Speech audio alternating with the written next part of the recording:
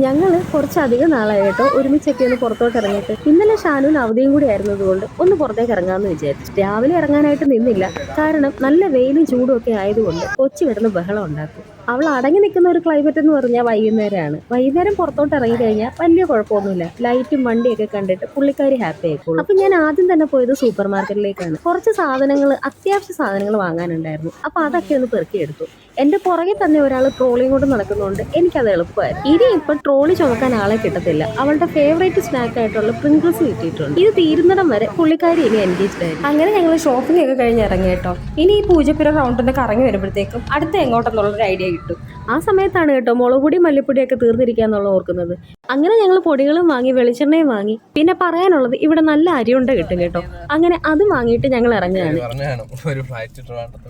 ഇനി ഞങ്ങൾ പോകുന്നത് ഞങ്ങളുടെ ഫേവറേറ്റ് ഷവർമ സ്പോട്ടിലേക്കാണ്. പൂജപ്പുര റൗണ്ട് ഒന്ന് കറങ്ങിയപ്പോൾ ഷാനു ചോദിച്ചതാണ് ഒരു ഷവർമ കഴിച്ചാലോ. അങ്ങനെ ഞങ്ങൾ വഴുതക്കാടേക്ക് വഴി തിരിച്ചു വിട്ടിട്ടുണ്ട്.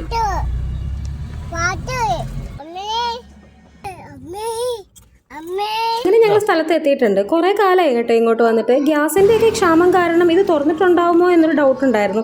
എന്തായാലും ഇവിടെ കുഴിമന്തി ഷവർമയൊക്കെ കിട്ടുന്നുണ്ടായിരുന്നു. അങ്ങനെ കുറെ നാളത്തെ ഇടവേളയ്ക്ക് ശേഷം നല്ല ഹാപ്പി ആയിട്ടിരുന്ന് ഫുഡൊക്കെ കഴിച്ചിട്ട് ഞങ്ങൾ ഇറങ്ങുകയാണ് കേട്ടോ.